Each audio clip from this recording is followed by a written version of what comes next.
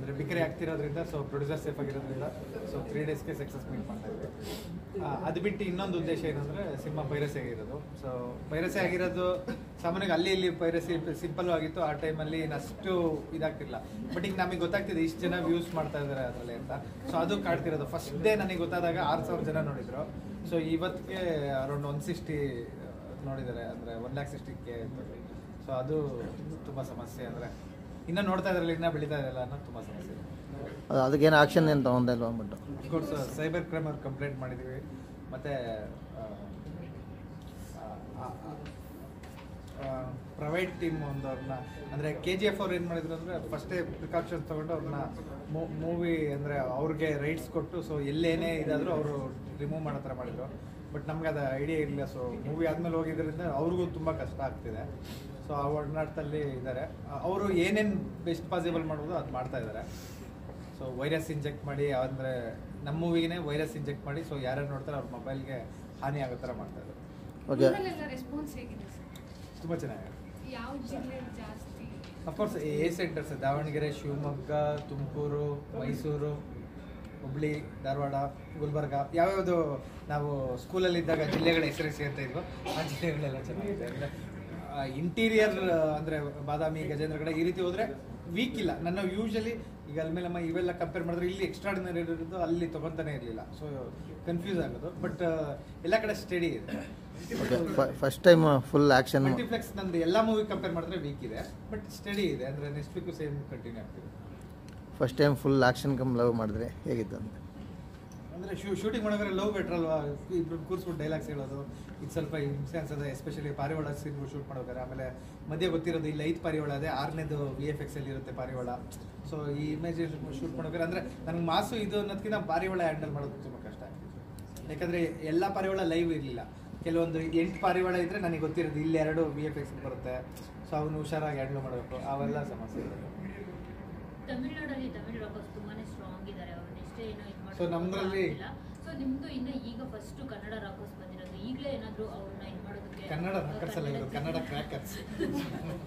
ಕನ್ನಡ ಚಿತ್ರರಂಗ ಸೇರಿ ಅಲ್ಲ, ಅಫ್ಕೋರ್ಸ್ ನೆಕ್ಸ್ಟ್ ದೊಡ್ಡ ಮೂವಿಗಳಿಗೆ ಏನು ಸಜೆಷನ್ ಮಾಡ್ತೀನಿ ಅಂದರೆ ನಟಸರ್ವಮ ಇರ್ಬೋದು, ನೆಕ್ಸ್ಟ್ ಶ್ರೀಮಂತರಣ ಯಾವ್ಯಾವ ದೊಡ್ಡ ಮೂವೀಸ್ ಬರ್ತದೆ ಅವ್ರಿಗೆ ಫಸ್ಟೇ ಆ್ಯಂಟಿ ಪೈರಸಿ ಟೀಮ್ನ ಕಾಂಟ್ಯಾಕ್ಟ್ ಮಾಡಿ. ಯಾಕಂದರೆ ಅವ್ರದ್ದೇನು ಹ್ಯೂಜ್ ಅಮೌಂಟ್ ಇರಲ್ಲ. ನಮ್ಮಂಥ ಒಂದು ಮಿನಿಮಮ್ ಮೂವಿಗೆ ಹ್ಯೂಜ್ ಅಮೌಂಟ್ ಅನಿಸುತ್ತೆ.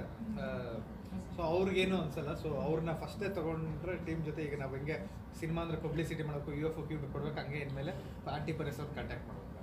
ಅದ್ರ ಬದಲು ಗೌರ್ಮೆಂಟೇ ಗೂಂಡ ಕಾಯ್ದೆ ಆ ರೀತಿ ಏನಾದ್ರು ಸ್ಟ್ರಾಂಗ್ ಆಗ್ತಂದ್ರೆ ಒಂದು ಪಿಕ್ ಹಾಕಿದ್ರು ಅವ್ನು ಎದುರ್ಕೋಬೇಕು ನಂದೆಲ್ಲ ಕಂಟೆಂಟ್ ಅಂತ. ಗುಂಡಾ ಆ್ಯಕ್ಟ್ ಸುಮಾರು 10 ವರ್ಷ ಆಯಿತು. ಚೇಂಬರು ಸರ್ಕಾರ ಎಲ್ಲ ಮಾಡ್ರು, ಆದರೂ ಯಾರು ಅದನ್ನು ಮಾಡೋಕ್ಕಾಗಲಿಲ್ಲ. ಚೇಂಬರ್ ಕೈಲೂ ಆಗಲಿಲ್ಲ, ಸರ್ಕಾರದ ಕೈಲೂ ಆಗಲಿಲ್ಲ. ಈಗ ಕಮಿಷನರು ಕಂಪ್ಲೇಂಟ್ ಕೊಟ್ಟಿದ್ದಾರಲ್ಲ, ಅವ್ರು ಏನು ಹೇಳಿದ್ದಾರೆ ನಿಮಗೆ? ಸಾಲ್ವ್ ಮಾಡ್ತೀವಿ ಪ್ರಾಬ್ಲಮ್ ಅಷ್ಟೇ. ಸುನಿವರ ಈಗ ಗಂಡ ಕಾಯ್ದೆ ಅಂದಲ್ವಾ, ಈಗ ಗೌರ್ಮೆಂಟ್ಗೂ ತಂದ್ರು ಈ ಪೈರಸಿ ತಡೆಯೋಕ್ಕಾಗುತ್ತಾ? ಯಾಕೆಂದ್ರೆ ಇದು ಸಮಸ್ಯೆ ಅಲ್ಲ. ಯಾಕೆಂದ್ರೆ ತುಂಬಾ ವರ್ಷಗಳಿಂದ ಬಂದಿದ್ರೆ ಇಂಡಸ್ಟ್ರಿಯವರು ಇವಾಗ ಹೇಳಿದ್ರೆ ಚೇಂಬರ್ ಕಡೆಯಿಂದ ಹೋಗ್ಬೇಕು. ಇಂಡಸ್ಟ್ರಿಯಿಂದ ಎಲ್ಲ ವರ್ಗಗಳು ಬರುತ್ತೆ. ನಿರ್ದೇಶಕರ ಸಂಘ ಬರುತ್ತೆ, ನಿರ್ಮಾಪಕರ ಸಂಘ ಬರುತ್ತೆ, ನಿರ್ದೇಶಕರ ಸಂಘ ಇವರೆಲ್ಲ ಒಟ್ಟಾಗಿ ಹೋದ್ರೆ ಅದು ಆಗುತ್ತಾ? ಅದೇ ಸರ್, ಅದು ನನಗೆ ಡೀಟೇಲ್ಡ್ ಐಡಿಯಾ ಇಲ್ಲ. ಗೂಂಡ ಕಾಯ್ದೆ ಅಂದ್ರೇನು, ಅದು ಹೇಗೆ ಎಷ್ಟು ಪನಿಷ್ಮೆಂಟು ಡೀಟೇಲ್ಡ್ ಐಡಿಯಾ ಇಲ್ಲ. ಬಟ್ ಈಗ ತುಂಬ ಜನದ ಮೊಬೈಲಲ್ಲಿ ಇಲ್ಲೇ ಕೂರಿಸ್ಬಿಟ್ರೆ ಎಷ್ಟು ಫಿಲಮ್ಸ್ ಇರುತ್ತೆ. ನಾ ಕನ್ನಡದಲ್ಲಿರೋ ತಮಿಳ್ ತೆಲುಗು ಅವ್ರವ್ರ ಮೊಬೈಲಲ್ಲಿ ಎಷ್ಟಿದೆ ಅಂತ ಇಲ್ಲೇ ತೆಗೋದು. ಬಟ್ ಗೂಂಡ ಕಾಯ್ದೆ ಇದ್ದರೆ ಅವ್ನು ಇಟ್ಕೊಳ್ಳೋಂಗೆ ಸಾಧ್ಯ ಇಲ್ಲ. ಸೊ ಅದು ಸೀಸು ಅಂದರೆ ಬ್ಲ್ಯಾಕ್ ಅಮೌಂಟ್ ಇಟ್ಕೊಂಡಂಗೆ ಮನೇಲಿ. ಸೊ ಅಫ್ಕೋರ್ಸ್ ಒಂದಷ್ಟು ಜನ ಅಂತೂ ಹೆದರ್ತಾರೆ.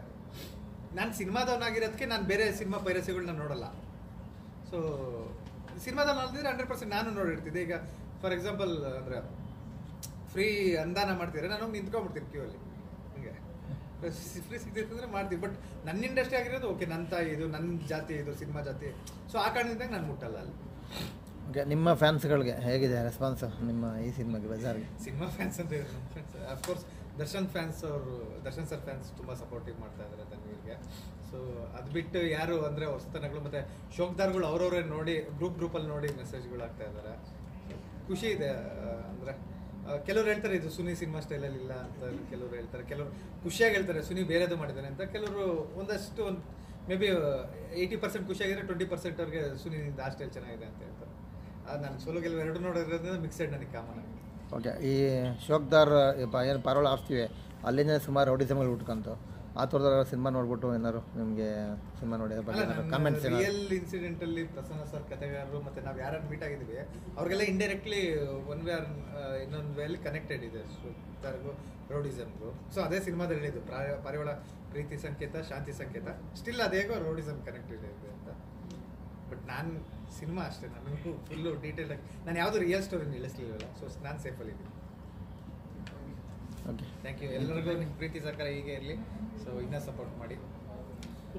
ಸೊ ಅದು ನನಗಿಂತ ಪ್ರೊಡ್ಯೂಸರ್ ಮಾತಾಡಬೇಕಾಯ್ತು ಇವತ್ತು, ಕಾರಣಾಂತರಗಳಿಂದ ಅವ್ರು ಬಂದಿಲ್ಲ. ಸೊ ಡಿಸ್ಟ್ರಿಬ್ಯೂಷನ್ ಸುಪ್ರೀತ್ ಸರ್ ಒಂದು ಲೈನಪ್ಪಲ್ಲಿ ಇದ್ದಾರೆ. ಸೊ ನೆಕ್ಸ್ಟ್ ಮೂವಿಲಿ ಅವನಿಗೆ ಟೈಟ್ಲ್ ಕೊಡ್ತಾರೆ. ಬಟ್ ಅಭಿಮಾನಿಗಳೆಲ್ಲ ನನಗೆ ಸ್ಯಾಂಡಲ್ವುಡ್ ಶೋಕ್ದಾರ್ ಕಳಿಸಿ ಅಂತ ನಂಬರ್ ಕಳಿಸಿ ಹಾಗೆ ಹೀಗೆ ಅಂತ ಕೇಳ್ತಾರೆ. ಅವ್ನು ಮಾತಾಡ್ತಾರೆ. ಹೇಳಿ, ಹೊಸ ಟೈಟ್ಲು, ಹೊಸ ಸಿನಿಮಾ, ಸ್ಯಾಂಡಲ್ವುಡ್ ಶೋಕ್ದಾರ ಅಂತಂದರೆ ಟೈಟ್ಲ್ ಕೊಡ್ತಾರೆ ಅಂತ ಹೇಗೆ ಅನ್ಸುತ್ತೆ? ಮೊದಲನೇ ಸಿನಿಮಾ ತುಂಬ ಖುಷಿಯಾಗುತ್ತೆ ಸರ್. ಯಾಕಂದರೆ ಫಸ್ಟ್ ಸಿನಿಮಾಗೆ ಈ ಥರ ರೆಸ್ಪಾನ್ಸ್ ಕೊಡ್ತೀರ ನೋಡಿ ಜನ, ತುಂಬ ಖುಷಿ ಆಗ್ತದೆ. ಯಾಕಂದರೆ ಮೊದಲನೇ ಚಿತ್ರದಲ್ಲಿ ತುಂಬ ಬೇಗ ಅಕ್ಸೆಪ್ಟ್ ಮಾಡಿಕೊಂಡು ಜನ. ಸೊ ಅದರಿಂದ ತುಂಬ ಖುಷಿ ಆಗ್ತದೆ.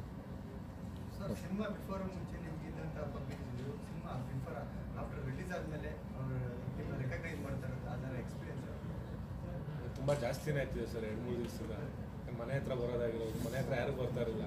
ಸೊ ಈಗ ಮನೆ ಹತ್ರ ಒಂದು 30-40 ಜನ ಬಂದು ಕೂಗೋದಾಗಿರ್ಬೋದು, ಎಲ್ಲ ಮಾಡೋದು ತುಂಬ ಖುಷಿ ಆಗ್ತದೆ.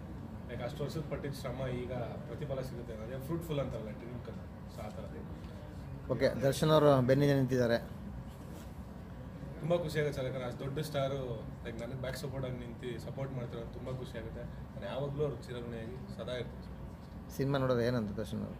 ತುಂಬ ಖುಷಿ ಪಟ್ಟರು. ಅದೇ ಹೇಳ್ದಂಗೆ ಅವರು ಅಕ್ಕಿ ಅದು ಪಾರಿವಾಳ ಹಿಡಿಯೋದನ್ನು ಕಲಿಬೇಕಿತ್ತು. ಸೊ ಅದೊಂದು ಹೇಳಿದ್ರು, ಅಕ್ಕಿ ಹಿಡಿಯೋದೊಂದು ಸ್ಟೈಲ್ ಕತ್ತಿದ್ರು, ಇನ್ನೆಲ್ಲ ಚೆನ್ನಾಗಿ ಮಾಡಿದ್ರು.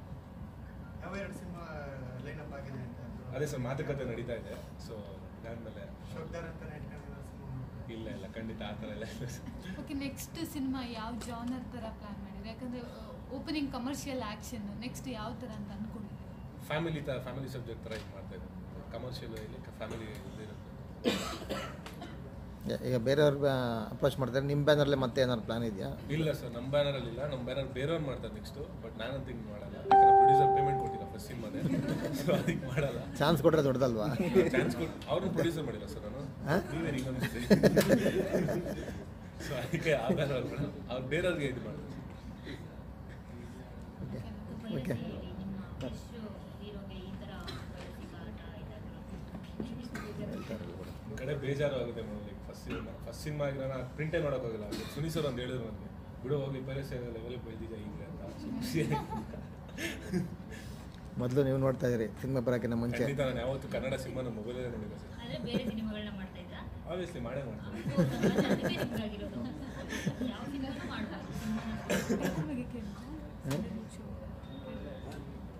ಅದೇ ಟೈಟ್ಲು ಕೊಡ್ತಾ ಇದ್ದಾರೆ. ಡೈರೆಕ್ಟರ್ ಹೇಳಿದ್ರು ಫಸ್ಟ್ ಸಿನಿಮಾದಲ್ಲಿ ಒಂಥರ ಕ್ಯಾಚ್ ಇಟ್, ಸ್ಯಾಂಡಲ್ವುಡ್ ಶೋಕ್ದಾರ್ ಅಂತ ಅಂದ್ಬಿಟ್ಟು. ಯೂಶಲಿ ಎಲ್ಲ ಹೀರೋಗಳು ಹುಡುಕ್ತಾರೆ ಅಭಿಮಾನಿಗಳು ಯಾವ್ದು ಕೊಡೋದು ಅಂತ. ಬಟ್ ನಿಮಗೊಂದು ಇಲ್ಲ ಮೇಡಮ್, ಸುನಿ ಸರ್ ಹೇಳಿದಾಗ ನನಗೂ ಕೆಲವು ಸೋಷಿಯಲ್ ಮೀಡಿಯಾದಲ್ಲ ಮೆಸೇಜ್ ಬರ್ತಾ ಇಲ್ಲ, ಸ್ಯಾಂಡಲ್ವುಡ್ ಶೋಕ್ದಾರ್ ಅಂತ. ಸುನಿ ಸರ್ ಬಂದು ಹೇಳಿದೆ, ಅವರು ರೆಡಿ ಆಗೋರು, ಫಿಕ್ಸ್ ನಿಮ್ಮ ಸ್ಯಾಂಡಲ್ವುಡ್ ಶೋಕ್ದಾರ್ ಹೋಗುವ ಅಂತ. ಸೊ ಒಂಥರ ಖುಷಿ ಆಗುತ್ತೆ. ಇನ್ನು ಮುಂದೆ ಪಾರಿವಾಳ ಆರಿಸ್ತೀರಾ ಚೆನ್ನಾಗಿ? Aspects ready. Okay, all the best, ಒಳ್ಳೆಯದಾಗಲಿ. Thank you. ನಿಮ್ಮ ಪ್ರೀತಿ ಪ್ರೋತ್ಸಾಹ ಆಶೀರ್ವಾದ ಸದಾ ನನ್ನ ಮೇಲೆ ಹೀಗೆ ಅಂತ ಕೇಳ್ತೀನಿ. ಓಕೆನಾ? ಹೇಳಿ ಪಾರಿ, ಹೇಗಿತ್ತು ಲಾಂಗ್ಗೆ ಬಟ್ಟೆ ಕಟ್ಟಿದ್ದು ಎಕ್ಸ್ಪೀರಿಯನ್ಸ್ ಸಿನಿಮಾದೆಲ್ಲ ನೋಡಿದಾಗ ಆನ್ ಸ್ಕ್ರೀನ್? ಆ್ಯಕ್ಚುಲಿ ತುಂಬ ಖುಷಿಯಾಗಿದೆ. ಅದು ಲಾಂಗಿಗೆ ಬಟ್ಟೆ ಕಟ್ಟಿದ್ದು ಅಂದರೆ ಏನೋ ಇನ್ನೂ ಲಾಂಗ್ ಇಡ್ಸ್ಬಿಟ್ಟಿದ್ರೆ ಇನ್ನೂ ಖುಷಿ ಆಗ್ಬಿಡ್ತಿದ್ದೆ. ನೋಡೋಣ ನೆಕ್ಸ್ಟ್ ಸಿನಿಮಾ ಏನಂತ. But after a long time, ಅಂದರೆ ಹೋದ ವರ್ಷ ಯಾವುದೂ ಸಿನಿಮಾ ರಿಲೀಸ್ ಆಗಿರಲಿಲ್ಲ, ಬರೀ ಸೀರಿಯಲಲ್ಲೇ ಬ್ಯುಸಿಯಾಗಿ ಹೋಗಿದ್ದೆ. ನಿಜವಾಗ್ಲೂ ತುಂಬ ಬೇಡ್ಕೊಂಡಿದ್ದೆ ದೇವ್ರನ್ನ. ಬಿಕಾಸ್ ಪ್ರಾಕ್ಟಿಕಲ್ ಆಗಂದರೆ ಹೀರೋಯಿನ್ಗಳಿಗೆ ಇದು ಕಡಿಮೆ, ಅಂದರೆ ಟೈಮಿಂಗ್ ಕಡಿಮೆ.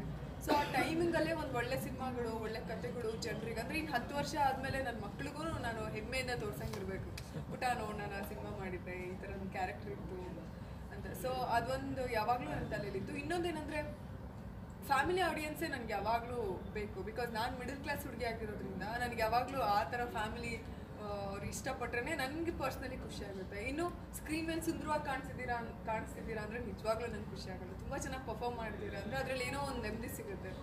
ಬಿಕಾಸ್ ಆ್ಯಕ್ಟರ್ ಅಂದರೆ ರೂಪ ಇಲ್ದಿದ್ರೂ ಪರವಾಗಿಲ್ಲ, ಪರ್ಫಾರ್ಮೆನ್ಸ್ ಇರಬೇಕು. ಸೊ ಈ ಸಿನಿಮಾದಲ್ಲಿ ನನಗೆ ಫುಲ್ ಫ್ಲೆಡ್ಜ್ ನನ್ನ ಪಾತ್ರಕ್ಕೆ ಇಂಪಾರ್ಟೆನ್ಸ್ ಕೊಟ್ಟಿದ್ದಾರೆ ಸುನಿ ಸರ್. ಸೊ ಸುನಿ ಸರ್ಗೆ ಯಾವಾಗಲೂ ಕೃತಜ್ಞಳಾಗಿರ್ತೀನಿ. Thank you very much. Timmegowda sir ನಿಜವಾಗ್ಲೂ ಇಷ್ಟು ಒಳ್ಳೆ ಪ್ರೊಡಕ್ಷನಲ್ಲಿ ಕೆಲಸ ಮಾಡೋ ಅವಕಾಶ ಸಿಕ್ಕಿದ್ದಕ್ಕೆ ತುಂಬ ಖುಷಿ ಪಡ್ತೀನಿ. ಇನ್ನೊಂದೇನೆಂದರೆ ಸಿನಿಮಾ ಟ್ರೈಲರ್ ಲಾಂಚ್ ಆಗ್ತಿದ್ದಂಗೆ 2 ಸಿನಿಮಾ ಮಾಡ್ತಾ ಇದ್ದೀನಿ ಇವಾಗ. ಸಿಂಗ ಅಂತ ಉದಯ್ ಮೆಹ್ತಾ ಸರ್ ಪ್ರೊಡಕ್ಷನಲ್ಲಿ, ಹಾಗೆಯೇ ಸುರೇಶ್ ಸರ್ದು ಜಗ್ಗಿ ಸರ್ ಮಾಡ್ತಿದ್ದಾರೆ, ಚಿರಂಜೀವಿ ಸರ್ ಮಾಡ್ತಿದ್ದಾರೆ. ಸೊ ಇನ್ನು ಇವಾಗಲೇ 2 ಸಿನಿಮಾ ಲೈನಪ್ ಇದೆ, ಶೂಟಿಂಗ್ ಕೂಡ ನಡೀತಾ ಇದೆ. ಖುಷಿ ಆಗುತ್ತೆ. ಇಡೀ ತಂಡಕ್ಕೆ, ಬಜಾರ್ ತಂಡಕ್ಕೆ ನನ್ನ ಕೋಟಿ ವಂದನೆಗಳು. ಹಾಗೆಯೇ ಯಾವುದೋ ಬ್ಯಾಕ್ಗ್ರೌಂಡ್ ಇಲ್ಲ, ಯಾವುದೋ ದಾವಣಗೆರೆ ಹುಡುಗಿ ತುಂಬ ಕಷ್ಟಪಟ್ಟು ಇಂಡಸ್ಟ್ರಿಗೆ ಬಂದಿದ್ದು. ನಿಜವಾಗ್ಲೂ ಪೇಪರ್ ಅವರಾಗಿರ್ಬೋದು, ಮೀಡಿಯಾ ಆಗಿರ್ಬೋದು ತುಂಬ ಪ್ರೀತಿ ತೋರಿಸ್ತಾರೆ.